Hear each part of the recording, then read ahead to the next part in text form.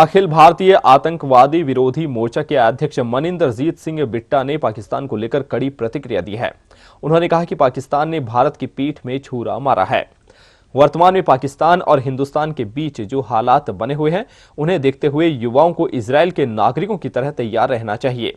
बिट्टा ने युवाओं से आह्वान किया कि इजरायल के बच्चों, व्यापारियों और महिलाओं की तरह मौत का कफन सिर पर बांध लें और किसी भी मुसीबत का सामना करने के लिए हमेशा तैयार रहें। उन्होंने कहा कि अगर भारत पर कोई मुसीबत आती है तो हर चुनौती का मुकाबला करने के लिए हमें सदैव तत्पर रहना होगा। मनिंदरजीत सिंह बिट्टा ने यह बात जम्मू कश्मीर के पहलगाम में हुए आतंकवादी हमले के विरोध में मीडिया से बातचीत करते हुए कही। दरअसल बिट्टा रानोली गांव में विनायक स्कूल में पहलगाम में शहीद हुए शहीदों को श्रद्धांजलि देने के लिए पहुंचे थे। इस दौरान बिट्टा ने कार्यक्रम में मौजूद लोगों, बच्चों को आतंकवाद से लड़ने की शपथ दिलाई और डटकर मुकाबला करने को कहा। इस दौरान विद्यालय के निदेशक ओम प्रकाश खर्रा, रानोली सरपंच प्रशासक ओंकार मलसैनी, शिशु सरपंच जयराम खोवाल, कैप्टन हरि सिंह सामोता, कमांडेंट रामावतार यादव, अमीलाल कुमावत, विनोद यादव, मुमताज खोखर, झाबरमल यादव, रतन यादव, मोहन गुर्जर, संतोष गुर्जर, जमनलाल सैनी, नेमी सिंह शेखावत, मंगल सिंह शेखावत, जगदीश मोवाल, करण सिंह, प्यारेलाल गहलोत सहित विद्यालय स्टाफ और ग्रामवासी मौजूद रहे। देखो जी, आज एक वक्त आ चुका है, हर युवा को, हर माँ बाप को, हर व्यक्ति को इस देश के हालात पाकिस्तान आईएसआई ने ऐसे बना दिए हैं कि हमें सबको अब मौत का कफन बांधने का वक्त आ चुका है।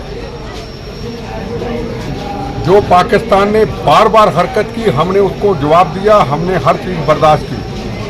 पर जो अब पाकिस्तान ने हरकत की है, बहनों के सुहाग उजाड़ दिए, बच्चों को यतीम कर दिया, खून की नदियां बहा दी। किसी के सामने किसके पिता चले गए, किसी का पति चला गया, सामने गोली मारी गई और पत्नी ने कहा मेरा पति ले गए तो मुझे भी गोली मार दो। आज क्या हिंदुस्तान उसका जवाब ना दे? क्या भारत माता उस चीज का जवाब ना दे? क्या भारत मां जंग भी ना लड़े, किसी को गोली भी ना मारे? क्या चुप करके बैठा रहे? आज का भारत नरेंद्र मोदी का बनाया हुआ भारत है, जहां 370 धारा हटी, जहां जयपुर के अंदर एक दिन के अंदर 120 लोग बम्बों से उड़ जाते थे, जहां दिवाली के दिनों के अंदर सरोजिनी नगर के अंदर माँ बाप दिवाली के दिनों में मिठाई पटाखे लेने जाते थे, उनकी डेड बॉडी आती थी, जहां पार्लियामेंट पे हमला होता था, 26/11 का हमला होता था, ट्रेनों में ब्लास्ट होते थे बॉम्बे के अंदर, माँ बाप बच्चों के लिए रोटी कमाने जाते थे, उनकी डेड बॉडी आती थी। ये आज का भारत है जहां आतंकवाद से मुक्त किया नरेंद्र मोदी जी ने। अब कोई दुश्मन देश साजिश करके इस देश पे फिर कोई ऐसी घृणित हरकत करे तो उसका जवाब तो भारत को देना ही होगा, और भारत ने जवाब दिया। उनका पानी रोका, बॉर्डर को बंद किया,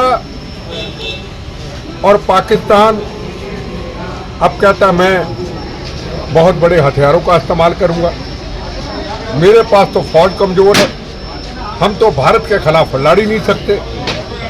वैसे हमारे पास लोग ही नहीं जो भारत के पास है।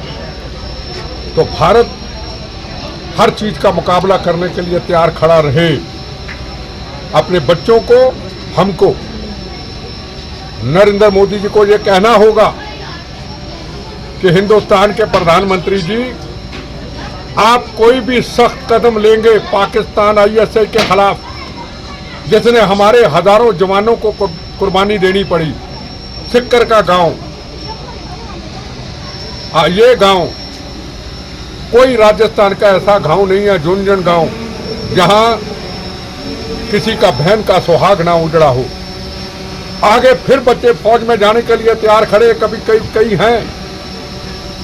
हमने बड़ी मुश्किल से हिंदुस्तान को ठीक किया है। आज हमें शपथ लेनी है कि हमारा पहला मकसद है भारत माता की आज़ादी की रक्षा करना, और नरेंद्र मोदी जी को ये कहना, जो भी सख्त कदम उठाओगे, अगर हमें भी बंदूक पकड़नी पड़ी जवानों के साथ, हम बंदूक भी पकड़ेंगे, उनके थैले भी पकड़ेंगे और पाकिस्तान के ईंट से ईंट बजा देंगे। और कोई सर, देश के युवाओं को क्या संदेश देना चाहोगे?